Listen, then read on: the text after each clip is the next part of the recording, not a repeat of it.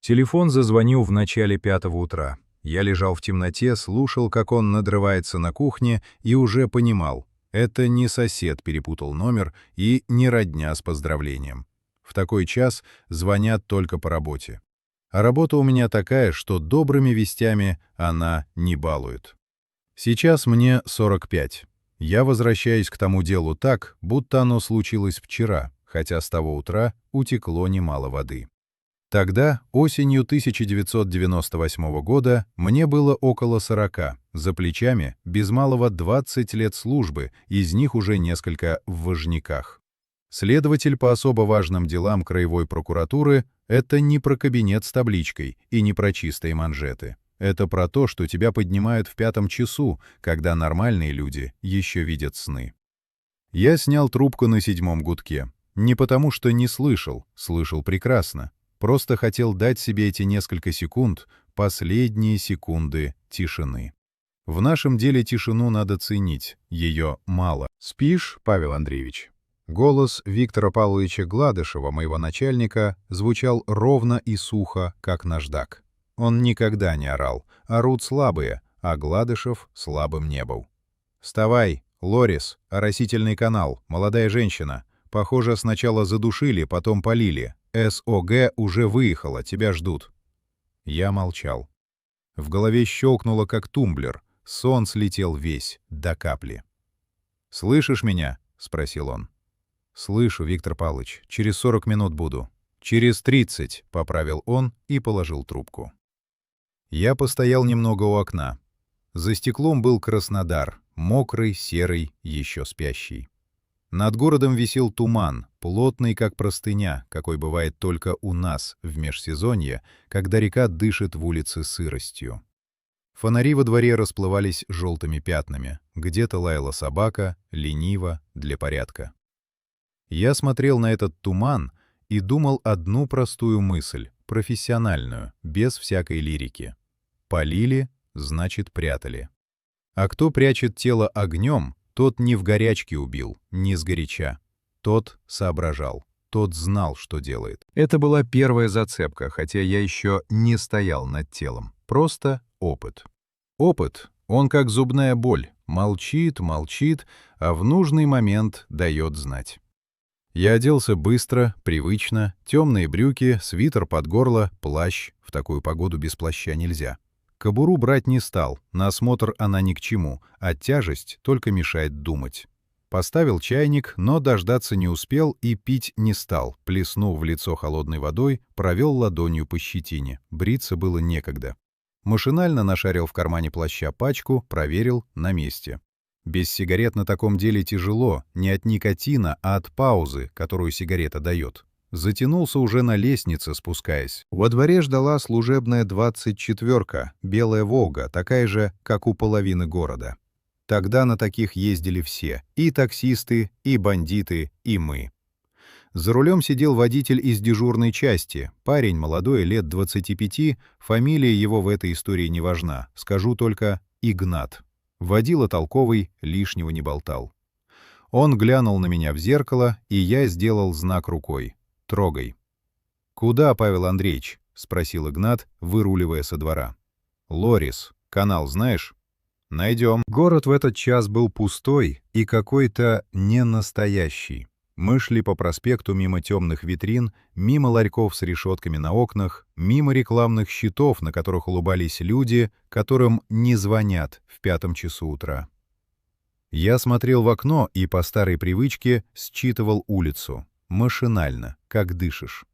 Вон у кафе стоит компания, поздняя или ранняя, не разберешь. Вон у банкомата маячит фигура в капюшоне. Вон патрульная машина прижалась к бордюру, и в ней светятся 2 огонька сигарет. Свой-чужой, опасный, безопасный. Я раскладывал прохожих по полочкам, даже не думая об этом. Так уж устроена голова, когда 20 лет смотришь на людей не как на людей, а как на участников возможной фабулы. Краснодар тогда был тяжелым городом. 90-е ломали хребет всей стране, а у нас на юге это чувствовалось особенно. Делили рынки, делили землю, делили влияние. Заказные убийства шли потоком. То коммерсанта положат у подъезда, то авторитета взорвут вместе с машиной.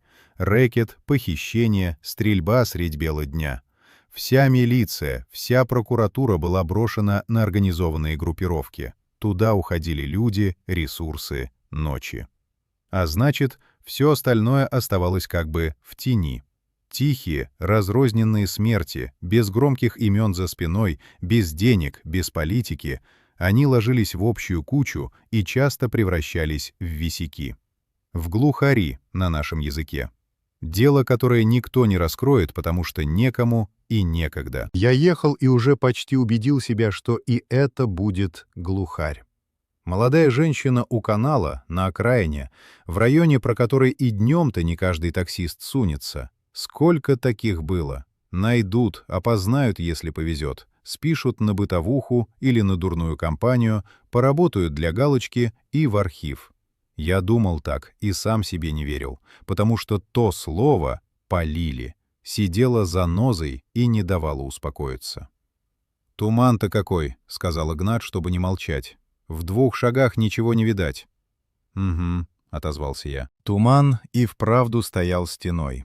Мы свернули с асфальта на грунтовку, машину начало потряхивать на колдобинах, и фары уперлись в белое молоко, в котором плавали голые ветки лесополосы.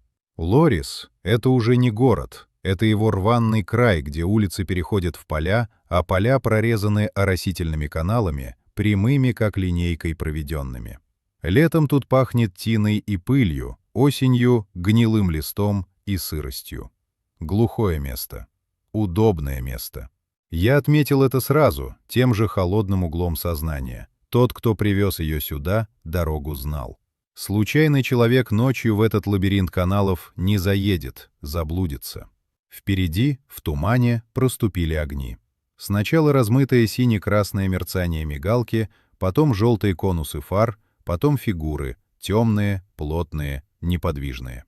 Мужчины в форме и в штатском стояли полукругом у воды, спиной ко мне, и в их позах было то особое молчание, которое я научился читать за годы. Так стоят не над пьяной поножовщиной. Так стоят, когда увидели что-то, от чего даже привычным людям не по себе. Игнат остановил «Волгу», не доезжая, чтобы не натоптать колесами. Я вышел. В лицо ударила сырость, запах стоячей воды и еще один запах, горький, едкий, который ни с чем не спутаешь и который потом долго не выветривается ни из одежды, ни из памяти.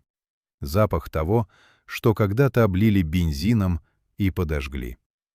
Ко мне шагнул оперативник из угрозыска, крепкий, коротко стриженный, в кожаной куртке, мокрой от тумана. Я знал его, работали вместе. Руслан Тагирович, опер от Бога, нюхастый. Лицо у него было серое. «Доброе утро, Павел Андреевич», — сказал он негромко, и потому, как он это сказал, я понял, что утро недоброе. «Извини, что вытащили, но тут тебе надо самому глянуть». «Кто нашел?» — спросил я первым делом. Всегда первым делом, кто нашел. «Тракторист местный. Ехал на работу, увидел в канале. Сейчас сидит в машине, белый весь. Опознания пока нет, ни сумки, ни документов. Голая фактуха, молодая, и с ней...» Он запнулся, подбирая слово. «С ней работали аккуратно, не по пьяни, не в драке». Я молчал и смотрел мимо него, туда, к воде, где над темной канавой склонились люди, и где лежало то, ради чего меня подняли среди ночи. Сигарета в пальцах догорела почти до фильтра, я этого даже не заметил. Бросил, придавил каблуком. «Показывай», — сказал я, и пошел к каналу. К каналу я шел медленно, глядя под ноги. Это первое, чему учишься в нашем деле. Не лететь к телу, сломя голову, а сначала прочитать землю вокруг. Земля помнит больше, чем люди. Грунтовка раскисла от ночной сырости, и в свете фар я видел колею, глубокую, свежую, со следами протектора, который еще не успела размыть. Машина приезжала тяжелая, не легковушка. Или легковушка, но с грузом. Я остановился, присел на корточки, прикурил вторую сигарету и долго смотрел на эту колею, не трогая. Криминалисту потом. Слепки, фотографии, все по уму. Мое дело — увидеть и запомнить. «Тропу не топчем», — сказал я громко, чтобы слышали все. «Кто уже наследил, стойте, где стоите. Эксперт где?» «Здесь я, Павел Андреевич», — отозвался немолодой голос. Из тумана вышел Семен Игоревич Покровский, наш судебный медик, человек, которому было хорошо за 50 и который повидал на своем веку больше, чем целое кладбище. Я уважал его. Он работал без суеты, без брезгливости, с той спокойной обстоятельностью, какая бывает только у людей, давно примирившихся с тем, что смерть — это просто часть их работы. Я подал ему руку, помогая перешагнуть через скользкий бугор у обочины. Он был старше, ноги уже не те, а место скверное. «Спасибо», — сказал он. «Идемте, только держитесь левее, справа криминалист метки ставит». Мы подошли к самой кромке канала, и вот тут я ее увидел. Она лежала наполовину в воде, наполовину на глинистом откосе лицом вниз. Молодая женщина. Я понял это сразу, по фигуре, по волосам, по тонкой кисти руки, которую вода чуть покачивала у самого края. Огонь сделал свое страшное дело, но не до конца. Видимо, тот, кто поджигал, торопился, и сырость канала и ночная роса не дали пламени разгуляться. Я не стану описывать то, что увидел в подробностях. Скажу только, что профессионал во мне отметил все нужное, а человек во мне на секунду отвернулся и сделал глубокий вдох сырого воздуха.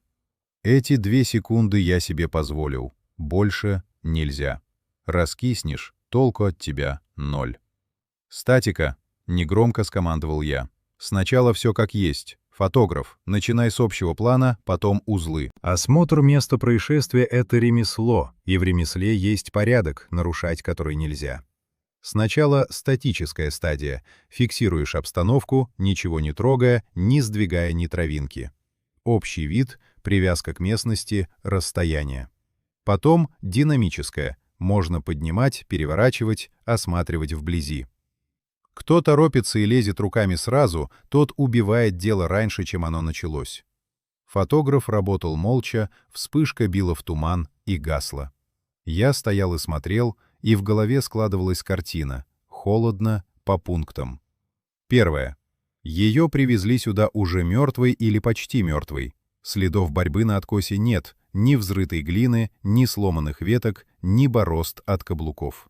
Если бы она боролась за жизнь здесь, у воды, земля бы это сохранила. Значит, душили не тут. Второе. Огонь. Бензином пахло отчетливо, и пятна на одежде, точнее на том, что от нее осталось, говорили, облили и подожгли. Но облили наспех, неровно. Тот, кто это делал, не хотел любоваться костром, он хотел убрать следы и убраться сам. Третье. И вот оно засело глубже всего. На шее, там, куда огонь почти не добрался, виднелась борозда. Узкая, ровная, глубоко вдавленная. Не веревка. Веревка оставляет след грубее, с волокном. Это было что-то плоское, гибкое и прочное. Ремень. Может, поясной, а может, от сумки. «Семен Игоревич», — позвал я, — «гляньте на шею. Что скажете по странгуляционной?» Покровский опустился рядом. Я подал ему руку, придержал, пока он устраивался на колени. Он смотрел долго, светил фонариком, потом проговорил, не поднимая головы. «Удавка. Плоская, шириной примерно в 1,5–2 сантиметра. Странгуляционная борозда замкнутая, идет почти горизонтально. Это важно, Павел Андреевич. Когда вешаются, борозда косая, уходит вверх к узлу, а тут ровная, по кругу. Значит, душили сзади, затягивая обеими руками. Стояла она или сидела, пока не скажу. Но это не самоубийство и не случайность. Это работа. Спокойная такая работа. Спокойная работа. Он сказал это, и во мне что-то отозвалось, не страхом, а узнаванием. Я уже видел такое, не помню пока где, но видел. Память — штука капризная, она не выдает сразу, она тянет. «Время?» — спросил я. «Навскидку часов 10-12, точнее, в морге. Огонь и вода мне всю картину спутали, по температуре уже не пляшешь». Я выпрямился, обвел взглядом местность. Туман понемногу редел, проступали голые тополя лесополосы, серая лента канала, уходящая в обе стороны до самого горизонта. Ни домов, ни огней, ни дороги, кроме той грунтовки, по которой мы приехали. Чтобы попасть сюда, надо знать, что такое место вообще существует. Случайный человек, паникующий с телом в багажнике, не поедет наугад в темноту по бездорожью. Он бросит груз в первой попавшейся канаве у асфальта. А этот привез сюда, в самую глушь, где найдут не скоро. Значит, либо местный, либо тот, кто катается по краю и знает его наизусть. Кто-то, у кого под рукой всегда машина, кто-то, для кого дорога — работа. «Документы, сумка, украшения?» — спросил я у Руслана Тагировича, который стоял за спиной. «Чисто», — ответил опер. «Ни сумки, ни паспорта». На руке след от кольца, полоска светлее, а кольца нет. И в ушах, видишь, мочки целые, а серег нет. Сняли. «Сняли», — повторил я. Вот это уже было интересно. Маньяк, который убивает ради самого убийства, обычно ценностями не интересуется. Ему нужно не золото, ему нужна власть над чужой жизнью. А тут обобрали. Снял кольцо, серьги, забрал сумку. Либо это банальный грабеж, который кончился смертью, либо тот, кто это сделал, был хитрее, чем кажется. Забирал вещи не ради наживы, а чтобы сбить нас со следа, чтобы мы думали грабеж, чтобы искали не там. Я еще не знал тогда, что прав именно второй вариант, что золото и телефоны этот человек собирал годами, складывал как сорока в гнездо, и что однажды именно эта привычка его и погубит. Но до того дня было еще долго. Очень долго. «Динамику начинаем», — сказал я. «Семен Игоревич, ваш выход. Переворачиваем аккуратно, по моей команде». Когда ее перевернули, я заставил себя смотреть. Это была обязанность — не отворачиваться. Лицо огонь пощадил больше, чем тело, и я увидел, что она была совсем молодая, лет 25, может, чуть больше. Темные волосы, тонкие черты, на щеке — родинка. Я смотрел на эту родинку и думал не как сыщик, а как человек. Еще вчера она перед зеркалом, может, эту родинку пудрой прикрывала. Не нравилась она ей. А сегодня по этой родинке мы будем искать, кто она и откуда. Жизнь иногда поворачивается такой стороной, что хоть стой, хоть падай. «Имени пока нет», — тихо сказал Руслан Тагирович. «Будем поднимать ориентировки, без вести пропавших за последнюю неделю». «Поднимайте», — отозвался я. «И вот еще. Запрашивай по всему краю похожие за последние года 2-3. Удушение, огонь, безлюдное место, забранные ценности. Все, что хоть отдаленно ляжет в эту фактуру». Он посмотрел на меня внимательно. Опытный был мужик. Понял, с полуслова. «Думаешь, не первая?» «Не думаю пока ничего», — ответил я. И это была правда лишь наполовину. Думал, уже думал. То слово «спокойная работа» стояло в ушах, и память все тянула из дальнего угла что-то такое, от чего делалось муторно. Туман окончательно растащило, и над лесополосой проступило низкое серое небо. Начинался день, обычный для конца осени, сырой и тусклый. Криминалисты заливали гипс в колею, фотограф щелкал последние кадры, санитары разворачивали носилки. Я стоял на откосе, курил третью за утро сигарету и смотрел, как уносят молодую женщину, у которой пока даже нет имени. Имя у нее появится через несколько дней. Ее будут звать Елена Черноиванова. И с этого имени, с этой родинки на щеке, с этой ровной борозды на шее начнется дорога длиной почти в 4 года. Дорога, в конце которой я сяду напротив человека, называвшего себя санитаром. Но тогда, на откосе, я еще ничего этого не знал. Я знал только одно — это не бытовуха, это надолго. Дело возбудили в тот же день. По статье 105 Уголовного кодекса Российской Федерации, по части 1 пока, убийство без отягчающих, потому что доказывать отягчающие было еще нечем. Бумага легла мне на стол, и с этой бумаги, с возбужденки, все закрутилось по-настоящему. Опознали Елену Черноиванову на 3-й день. Помогла та самая родинка и заявление о пропаже, которое подала ее сестра. Елене было 28 лет. Работала продавцом в магазине одежды, жила одна, снимала квартиру в спальном районе. Не пила, дурных компаний не водила, мужики у нее, конечно, были, но без скандалов и без поножовщины. Обычная жизнь обычной молодой женщины, каких в городе сотни тысяч.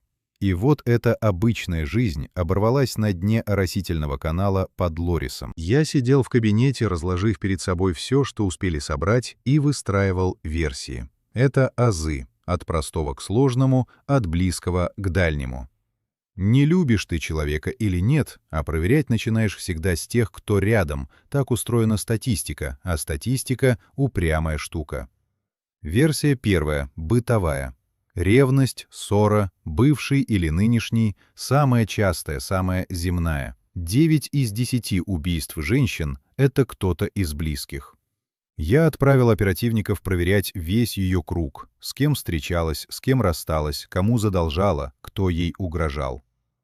Версия вторая. Грабеж. Сняли кольцо, серьги, унесли сумку. Может, кто-то узнал, что у нее в зарплату завелись деньги, подкараулил, ограбил, а чтобы не было свидетеля, убил. Версия рабочая, ее тоже надо отрабатывать. Версия третья, та, о которой я пока молчал даже с самим собой, что Елена Черноиванова не первая. Что почерк, удавка, огонь, безлюдье, забранные мелочи — это не случайный набор, а подпись. И что где-то в архивах края уже пылятся похожие дела, списанные в глухари, потому что никто не сложил их вместе. Начали с близкого круга. Я лично провел первые допросы. Семью вызывать на официальный разговор не стал сразу. Поехал к ним домой, потому что родные были раздавлены горем, и тащить их в казенные стены значило ничего не добиться, только сломать. С такими надо по-человечески, иначе они закрываются. Открыла мне немолодая женщина, мать Елены, Нина Аркадьевна. Ей было около 65, и горе согнуло ее так, что, казалось, она стала ниже ростом. Я снял обувь в прихожей, прошел, куда показали. «Нина Аркадьевна», — сказал я, садясь напротив и стараясь говорить мягко, насколько умел. «Я понимаю, что вам сейчас тяжело. Я не задержу вас надолго. Скажите, пожалуйста, Елена в последнее время ничего не боялась? Может, говорила, что кто-то ее преследует, что кто-то ей докучает?» Она долго молчала, комкая в руках платок. «Подвозили ее», — наконец проговорила она. «Недели за 2 до того. Пожаловалась мне по телефону. Села, говорит, к частнику вечером на белую машину, а он повез не туда, и она испугалась, стала кричать, и он ее выпустил. Я ей говорю: «Леночка, не садись ты к чужим», а она смеется: «Мама, в городе все на белых ездят, все на белых». Я слушал и чувствовал, как внутри что-то подбирается, как пес перед прыжком. Белая машина, частник, повез не туда. А машину она не описала? Марку, что-нибудь приметное? «Волга», — говорила, «светлая Волга». А больше ничего, сынок, ничего больше не сказала. Я поблагодарил ее, посидел еще немного из приличия, помог отнести на кухню чашки, чтобы старая женщина не вставала лишний раз, и вышел. На лестнице я остановился, закурил и стоял, глядя на облезшую краску подъезда. Белая Волга. В городе их тысячи. Это не улика, это иголка в стоге сена. Но это была первая ниточка, которая вела не к близкому кругу, а в сторону, в ту самую сторону, куда мне не хотелось смотреть, потому что там маячила версия про серию. В угрозыске работа шла своим чередом. Руслан Тагирович и его ребята отработали бывшего Елены. Алиби железное, всю ночь был на дежурстве, 30 свидетелей. Отработали соседей, коллег, случайные связи. Везде пусто. Никто не желал ей зла, ни у кого не было ни мотива, ни возможности.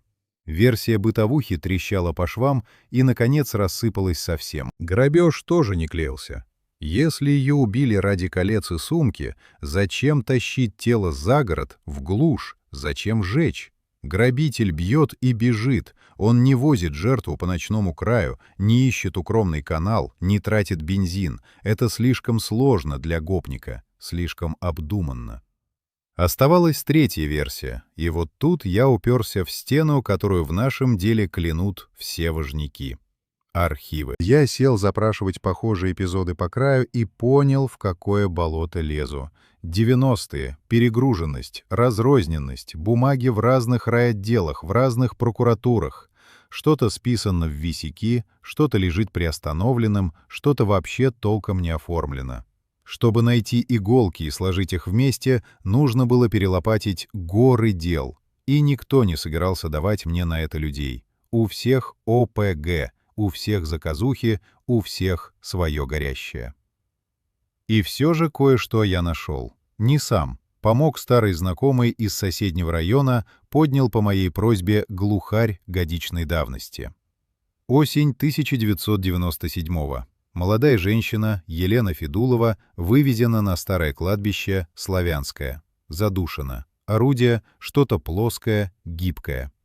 Тело пытались поджечь, но огонь почти не занялся. Ценностей при ней не нашли. Я читал это дело и чувствовал, как холодеет затылок. Слишком похоже. Удавка, огонь, безлюдное место, кладбище, забранные вещи, молодая женщина и почти такое же имя — Елена, как черная ирония судьбы, хотя я знал, что имена тут ни при чем. Совпадение. Две Елены. Год разницы. Одна на кладбище, другая в канале. И обе задушены чем-то плоским, обе обожжены, обе обобраны.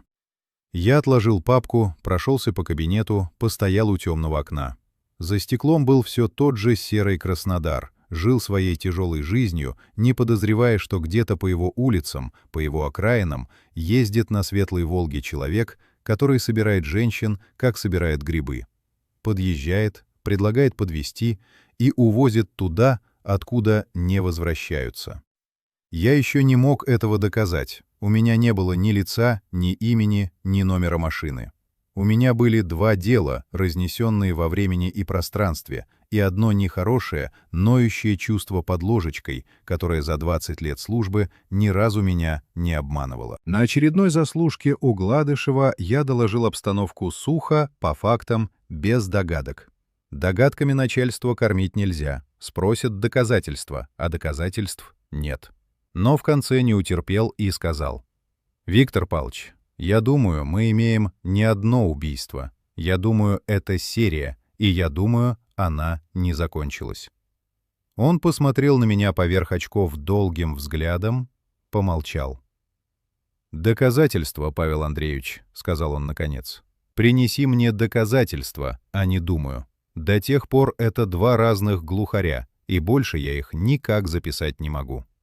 Он был прав, формально кругом прав. Но я выходил из его кабинета с ясным, холодным пониманием, где-то там уже ходит следующее, и мы ее не убережем, потому что у нас нет ничего. Это было самое поганое чувство в моей работе. Не злость, не азарт, а вот это — знать и не мочь.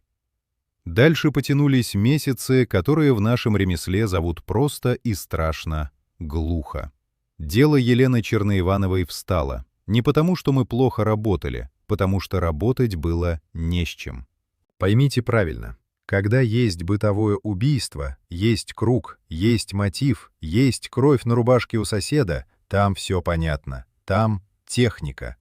А когда перед тобой человек без лица, который не связан с жертвой ничем, кроме случайной встречи на ночной улице, ты бессилен. Не за что зацепиться.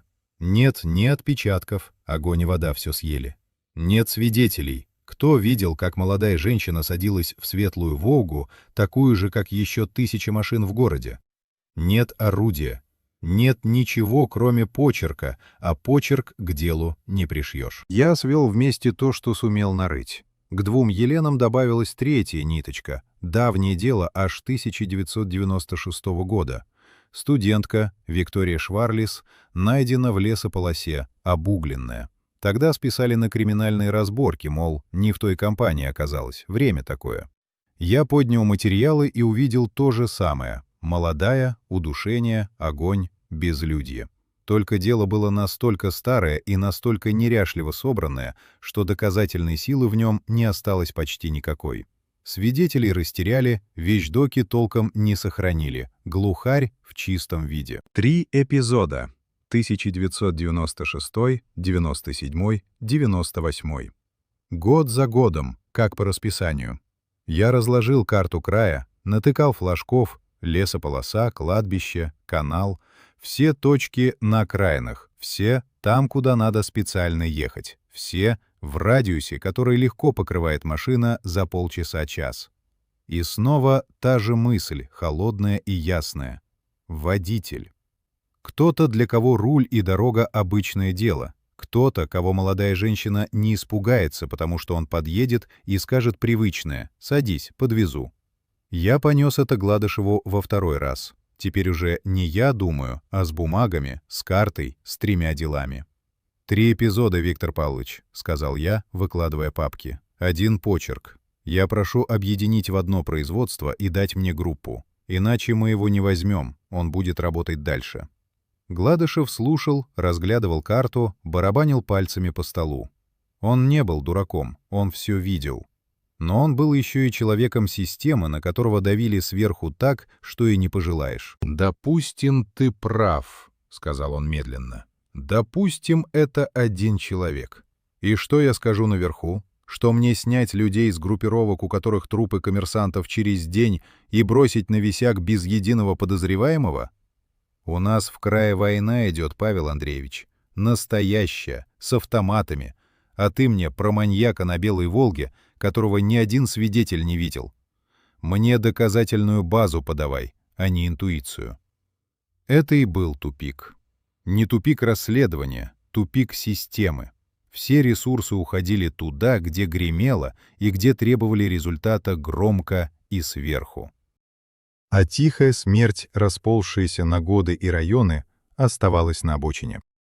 Маньяк существовал в тени именно потому, что в свете прожекторов стояло другое. Я не спорил. Спорить с Гладышевым было бесполезно. Да и не за что. Он не злодей, он заложник той же машины, что и я. Я выбил себе хотя бы немногое, одного опера в помощь, Руслана Тагировича, который и сам уже горел этим делом, и право поднимать архивы. На том и разошлись. Потянулась работа, которую снаружи и работой-то не назовешь. Я сидел в архивах, перебирал приостановленные дела, выписывал все похожее, глаза слезились от пыли, бумаги расплывались. Руслан Тагирович мотался по таксопаркам, по стоянкам частников, переписывал владельцев «Светлых Волк». Их оказалось столько, что список вышел в несколько сотен, и каждого проверить было физически невозможно. Мы отрабатывали тех, на кого хоть что-то было. Приводы, жалобы, дурная слава. Пусто. Раз за разом. Пусто. Были и ложные следы. Без них не бывает. Объявился свидетель, мужичок, божился, что видел, как у второй линии, в зоне, где работали ночные девочки, к одной из них подсела светлая машина, и девочка пропала. Мы вцепились в этот след, как голодные. Подняли. Оказалось, девочка жива-здорова, уехала к матери в станицу, а мужичок все перепутал с пьяну. Был и другой эпизод. Задержали по горячим следам водителя, который приставал к пассажирке. Проверили. Обычный хам, к нашим делам никакого касательства.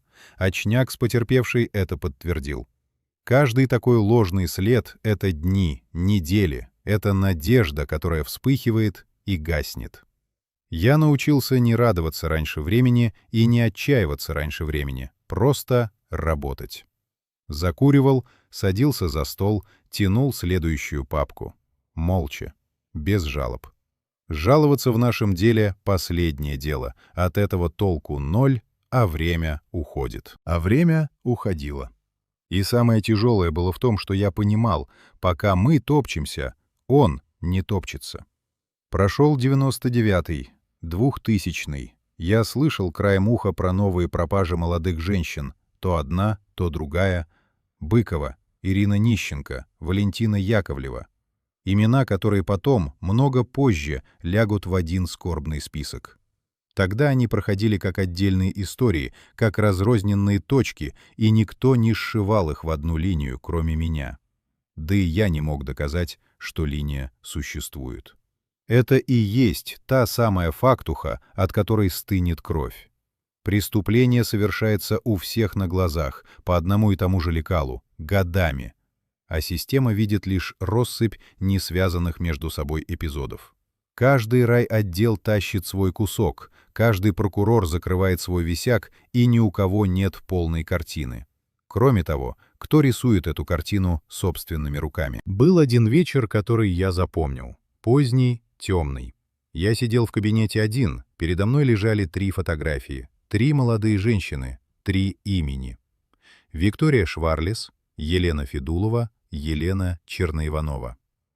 Я смотрел на них и крутил в пальцах ручку, машинально, туда-сюда, туда-сюда, и поймал себя на том, что разговариваю с ними, не вслух, про себя. Говорю: потерпите, я его найду. Дайте мне зацепку, одну единственную, и я его выну хоть из-под земли. Глупость, конечно, мертвые зацепок не дают. Зацепку дает ошибка, его ошибка. Любой, кто долго ходит по краю, рано или поздно оступается. Это закон.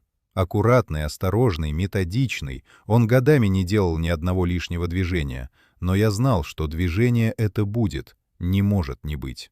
Слишком долго ему везло, а везение, оно конечное. Я тогда еще не догадывался, в чем будет его ошибка, что погубит его не кровь, ни свидетель, ни отпечаток. Погубит его жадность. Та самая привычка обирать жертв, снимать кольца, забирать золото, прятать в карман чужие телефоны. Маленькая, мелкая человеческая жадность, которая много лет помогала ему путать нам карты, изображая грабеж. Она же его и сдаст. Но до того вечера, когда зазвонит совсем другой телефон, и оперативник принесет мне распечатку, которую я буду читать и не верить своим глазам, оставалось еще больше года. А пока был тупик. Глухой, серый, безнадежный тупик. И мое тихое злое упрямство. Что-то здесь не так, и я не отстану, пока не пойму, что. Перелом в деле случился не от того, что мы стали умнее. Он случился от того, что он оступился, как я и ждал. Только ждать пришлось долго, до марта 2002 года. К тому времени дело уже превратилось в мою тень. Я вел и другие, куда без них, важняк без десятка производств не бывает. Но эта серия сидела во мне постоянно, как осколок под кожей. 3 доказанных по почерку эпизода, ворох неподтвержденных, карта с флажками на окраинах и полная, абсолютная глухота по фигуранту. Я уж и сам начал думать, может, он умер? Сел за другое, уехал. Маньяки иногда замолкают на годы, но нутром чуял — нет. Ходит, ездит, ждет своего часа. И вот в начале марта новое тело. Молодая женщина, лесополоса на выезде из города, удушение, попытка поджога. Тот же почерк, до запятой. Только на этот раз кое-что было иначе. На этот раз он поторопился. И на этот раз жертва оказалась не из тех, кого можно тихо списать. Ее звали Татьяна Дришт, ей было 26 лет. Юрист, ни из ночных, ни из потерянных, обычная молодая женщина с образованием, с работой, с семьей, которая на следующее же утро подняла шум так, что его услышали наверху. Это, как ни горько говорить, тоже сыграло роль. Когда пропадает человек без голоса за спиной, система зевает. Когда пропадает человек, за которого есть кому вступиться, система просыпается. Я выехал на место сам и едва глянул, понял. Он. Тот же. Удавка, плоская борозда. Бензин, но огонь снова толком не занялся, торопился, как всегда торопился. И снова обобрано. Нет сумки, нет телефона, нет украшений. И вот тут он и сделал то, чего не делал 6 лет. В прежние разы он забирал вещи и сбывал или прятал, никогда не светился. А на этот раз то ли обнаглел от безнаказанности, то ли потерял осторожность, то ли болезнь его уже разъела настолько, что чувство опасности притупилось, он оставил себе телефон Татьяны Дришт и стал с него звонить. Звонить родне, отцу, бывшей сожительнице. Когда Руслан Тагирович принес мне распечатку звонков, я читал ее и не сразу поверил. Телефон убитой женщины, числящийся в розыске вместе с ее именем, после ее смерти продолжал жить. С него шли вызовы, и вызовы эти вели не в пустоту, не на анонимные номера. Они вели в конкретную семью. Раз за разом, на один и тот же домашний номер, на один и тот же круг родни. «Он что, совсем берегов не видит?» — тихо сказал Руслан Тагирович, стоя у меня над плечом. «Это же подарок, это же на блюдечке». «Не спугни», — только и ответил я. Тихо, очень тихо. Вот оно, та ошибка, которой я ждал больше года. Жадность, та самая привычка прибирать чужое к рукам, что годами сбивала нас со следа фальшивым грабежом, теперь обернулась против него. Он не смог расстаться с трофеем, не выбросил телефон в тот же канал, где топил тела, оставил, пользовался и этим протянул нам ниточку прямо к своему порогу. Дальше пошла работа, ради которой и живешь в этой профессии. Кропотливая, тихая, на цыпочках. Установили абонента, на которого выходили звонки. Через него круг семьи. Армянская фамилия, отец занимался торговлей. Давно еще с советских времен осел в Краснодаре. И в этом кругу сын, Леван Вахтангович Араян. 1970 года рождения, уроженец Тольятти, водитель, подрабатывает частным извозом на Белой Волге. Когда я прочитал это, «Белая Волга, частный извоз», у меня внутри что-то встало на место с тихим щелчком, как патрон в патронник. 6 лет. Светлая машина, которую видела мать Елены Черноивановой. Окраины, до которых легко доехать тому, кто крутит баранку. Молодые женщины, садившиеся к таксисту без страха. Все сошлось. Не доказательно еще, но сошлось. Я не дал воли азарту. Азарт в такие минуты — худший советчик. Хочется налететь, скрутить, додавить, а нельзя. Нужна фактуха, которую не развалит ни один адвокат. Я выстроил наружные наблюдения. За Леваном Араяном установили слежку. Аккуратную, плотную. Я хотел знать о нем все, прежде чем сесть с ним за стол. И я узнавал. Несколько дней оперативники приносили крупицы. Жил замкнуто, семейная история тяжелая, с детства за ним водились странности, вспышки беспричинной злобы, отчужденность, болезненная подозрительность. Не пил, не гулял в привычном смысле. Сексуальная сторона жизни у него, судя по всему, не складывалась совсем. Об этом мы узнали позже, и это многое объяснило. Не складывалось так, что превратилось в незаживающую рану, в источник лютой, кипящей внутри ненависти. И эту ненависть он годами выливал на молодых женщин, которым не мог быть ни мужем, ни мужчиной, никем. Я составлял его портрет по кусочкам и впервые за долгое время чувствовал не глухое бессилие, а холодный, ровный азарт охоты, тот, что гонит по следу до конца. Я уже знал его машину, знал маршруты, знал, где живет, где бывает отец, я знал зверя в лицо. Оставалось взять его так, чтобы не сорвался. Готовились тщательно. Я не хотел брать его на улице, в суете, где он мог дернуться, выкинуть улики, наделать беды. Решили по месту, спокойно, с понятыми, с обыском. Я лично прописал всю схему, кто где стоит, кто заходит первым, что изымаем в первую очередь. Особое внимание — телефонам, золоту, женским вещам. Я был почти уверен, что найду у него склад трофеев. Тот, кто 6 лет не может расстаться с чужими кольцами, держит их при себе. Это его добыча, его доказательство собственной власти. Он не выбросит. В ночь перед задержанием я не спал. Не от нервов, а потому что в последний раз прогонял в голове всю схему, искал слабые места.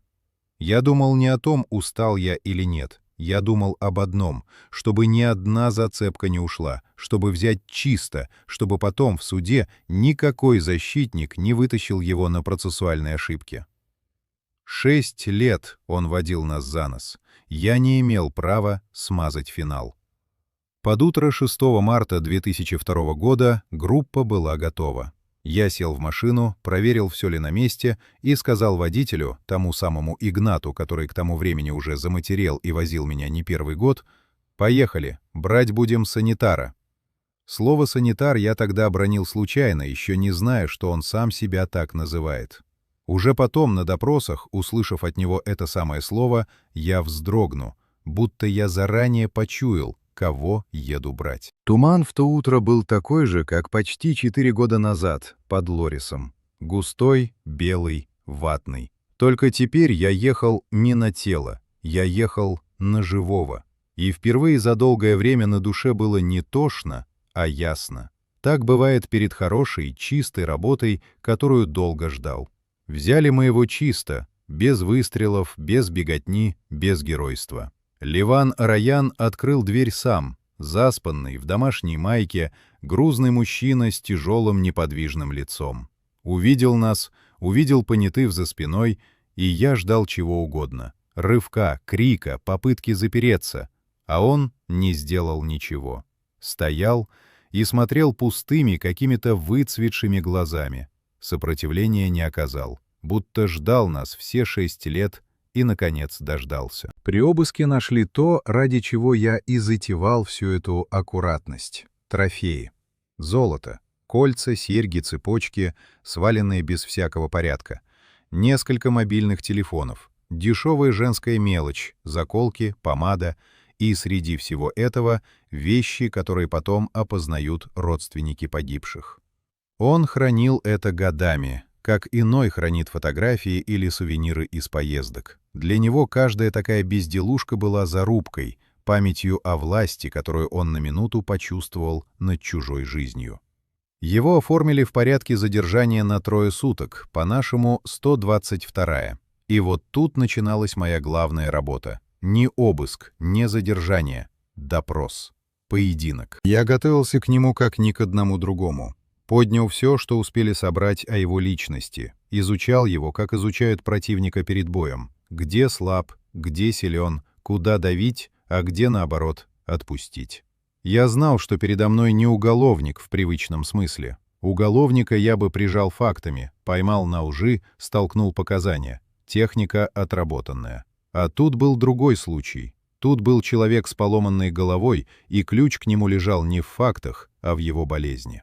Я сел напротив него в кабинете для допросов. Простой стол, 2 лампы, протокол передо мной. Он сидел напротив, грузный, тяжелый, руки на коленях. И я первым делом не стал давить. Я смотрел на него и видел не монстра из газетных заголовков, а больного, опасного зверя, которого надо разговорить. «Леван Вахтангович», — сказал я ровно, без нажима, — «вы понимаете, почему вы здесь?» Он долго молчал, потом проговорил, медленно, с расстановкой, голосом ровным и каким-то отрешенным. «Я знаю, зачем вы пришли. Я давно вас ждал. Я делал нужное дело. Я чистил город».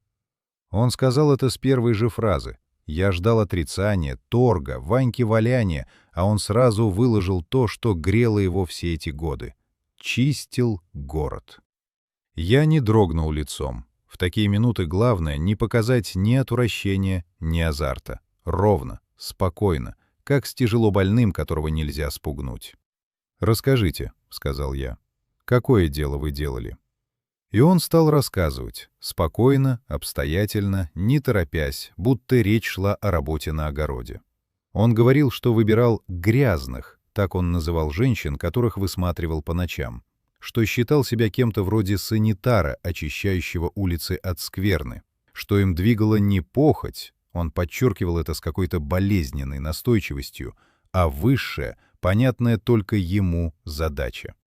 В его словах не было ни тени раскаяния. Была железная, холодная убежденность безумца, который выстроил внутри себя целый собор из бреда и молился в нем годами. Я слушал, и внутри у меня все переворачивалось. Не от страха, от того, насколько стройной и законченной была эта чудовищная картина в его голове. Я видел перед собой не злодейство в чистом виде, а логику безумия. Ту, что не понять здравым умом, но которую можно проследить как след в след. Сексуальная несостоятельность, которая выила ему душу, ненависть к женщинам, в которых он видел причину своего унижения, и поверх всего бред величия, мания спасителя, оправдывавшая в его глазах любую кровь. Каждое звено цепляло следующее. Это был не дурацкий, не выдуманный мотив. Это была настоящая тяжелая болезнь, развернувшаяся в нем во всю свою страшную мощь. Тактику я выбрал такую: не ловить его, а давать говорить. Он сам хотел рассказать, ему важно было, чтобы его миссию оценили, поняли. И на этом желании быть понятым я его и держал. Я предъявлял доказательства дозированно, по одному, не для того, чтобы загнать в угол, он и так не отпирался, а чтобы привязать его слова к конкретным эпизодам, к именам, к датам. Без этого его признания так и остались бы бредом, а мне нужна была доказуха, которую примет суд. Я выкладывал перед ним вещи из его коллекции. «Это кольцо вам знакомо?» «Знакомо». «Откуда оно?» И он называл. Где, когда, кого. Он помнил их всех. Не по именам, имен он не спрашивал, имена ему были не нужны. Для него они были не людьми, а работой. Но он помнил места, помнил детали, помнил дороги, по которым возил. И когда я понял, насколько глубоко он помнит, я предложил то, что и должно было поставить точку. «Леван Вахтангович, вы готовы показать места?» «Готов», — сказал он. «Поедемте, я покажу. Пусть все видят, что я не прятался от своего дела». Выезды на места были самым тяжелым из всего, что я пережил по этой работе. Мы возили его под охраной, с понятыми, с видеозаписью, по окраинам Краснодара, по лесополосам, по заброшенным углам, и он показывал. Спокойно выходил, осматривался, узнавал местность и говорил: «Здесь. Тут была эта, тут другая». Он ориентировался уверенно, без колебаний, и каждый раз на указанном месте мы находили подтверждение. То, что когда-то осталось незамеченным, недоработанным, списанным. Я стоял рядом с ним в очередной голой лесополосе, смотрел, как он буднично показывает рукой место, где оборвалась чья-то жизнь, и думал одну тяжелую мысль. 6 лет. 6 лет он ездил по этим дорогам, и 6 лет мы не могли его взять. Не потому, что он был гениален, а потому, что система смотрела в другую сторону, а он был аккуратен и жаден ровно настолько, чтобы и прятать, и попасться. И вот теперь он сам, добровольно, водит нас от могилы к могиле, гордясь содеянным. От этой будничности, от этого спокойствия становилось муторнее, чем от любой ярости. Признательных показаний он дал много, по его словам, выходило 15, может, 17 убийств. Следствие потом склонялось к тому, что их могло быть и за 20. Но я, важняк со стажем, понимал горькую правду нашего ремесла. Его слова — это еще недоказанные эпизоды. Бред мог приписывать ему чужое. Память больного человека ненадежна. Доказать в суде можно только то, что подтверждено фактами, экспертизами, опознаниями, а таких, железных, оказалось куда меньше, чем он называл. Перелом в его поведении наступил, когда появился адвокат. До того он говорил свободно, упиваясь вниманием, а как только защитник объяснил ему расклад, Араян осекся, насторожился и от части показаний отказался. Замолчал, ушел в себя, в свой бред, как улитка в раковину. Но было уже поздно. То, что мы успели закрепить процессуально, развалить было нельзя. Помню последний наш разговор перед тем, как дело ушло на экспертизу. Я спросил его, не по протоколу, просто по-человечески, хотя какое там человеческое. «Леван Вахтангович, вам не снятся они, те, кого вы, по вашим словам, чистили?» Он посмотрел на меня своими выцветшими пустыми глазами, и в них не было ничего, ни вины, ни страха, ни сожаления. Пустота. «Зачем мне они снятся?» — сказал он. «Я делал свое дело. Доктор не плачет о грязи, которую отмыл». Я закрыл папку. Говорить было больше не о чем.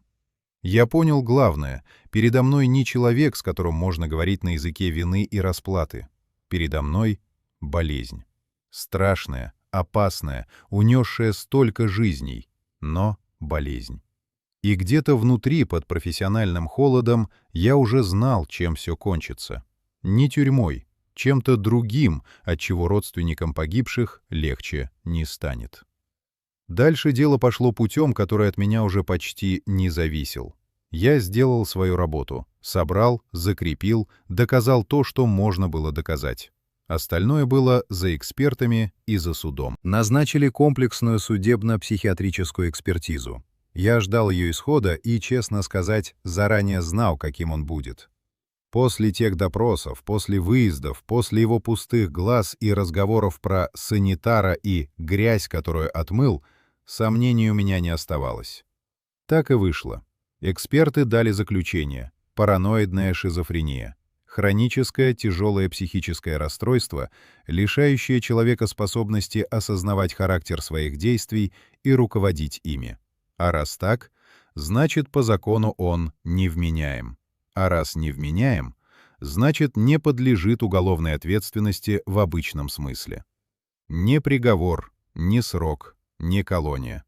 Принудительное лечение в психиатрическом стационаре специализированного типа с интенсивным наблюдением. Суд состоялся в 2003 году. Я был там. Не обязан был, но пришел. Должен был увидеть финал того, на что положил несколько лет жизни. Заседание шло своим чередом, сухо и казенно. Доказанными признали 5 эпизодов из тех 15-17, о которых он сам говорил, и из тех 20 с лишним, что предполагало следствие. 5. По остальным недостаточно. Память больного, сгоревшие улики, разрозненные старые дела, потерянные свидетели. Все то, что годами укрывало его, теперь укрыло и часть его жертв. Они так и остались без официального имени убийцы, хотя имя это сидело в зале на скамье. Когда судья оглашал решение, что Леван Вахтангович Араян освобождается от уголовной ответственности в связи с невменяемостью и направляется на принудительное лечение, я смотрел не на него. Я смотрел на зал, на родственников. Вот это было самое тяжелое. Тяжелее тел, тяжелее допросов, тяжелее всего. Матери, отцы, сестры, мужья погибших женщин сидели и слушали, как человек, отнявший у них самое дорогое, не получит ни одного дня тюрьмы. Я видел лицо немолодой женщины, кажется, той самой Нины Аркадьевны, матери Елены Черноивановой, постаревшей еще на несколько лет за время следствия. Она не плакала. Она сидела очень прямо и смотрела на скамью таким взглядом, что лучше бы кричала. В этом взгляде было все. И то, что справедливости, которой они ждали, не будет, и то, что закон и правда — это, оказывается, не одно и то же. Я понимал юристов, понимал экспертов, понимал закон. Больного нельзя судить как здорового. Это азы, на этом стоит цивилизованное право. Но я понимал и эту женщину, и между этими двумя пониманиями не было моста. Закон сделал как должно, а ей от этого не стало легче ни на каплю. Общество тогда возмущалось громко. Серийный убийца избежал тюрьмы. Газеты шумели, а я молчал. Что тут скажешь? Я не судья и не доктор. Я тот, кто его нашел. Свое я сделал. Его увезли в специализированную больницу в поселок Новый, Вабинский район. Туда, где за высоким забором держат таких, как он. Не в наказание, на лечение и на изоляцию, чтобы больше не вышел на ночные улицы со своим ремнем и своим бредом. Может, он там до сих пор. Может, так и рассказывает врачам про санитарское свое дело. Не знаю. Я туда не ездил и не поеду. Прошло время, я веду другие дела. Их всегда хватает. Но это осталось во мне, как остается осколок, который хирурги решили не трогать. Ходишь с ним, привыкаешь, а в сырую погоду он напоминает о себе. И знаете, что осталось ярче всего? Не его пустые глаза, не склад чужого золота, не лесополосы, по которым он водил нас от места к месту. Осталась родинка. Та самая, на щеке Елены Черноивановой. Я увидел ее в первое утро на откосе у канала под Лорисом, когда тело перевернули.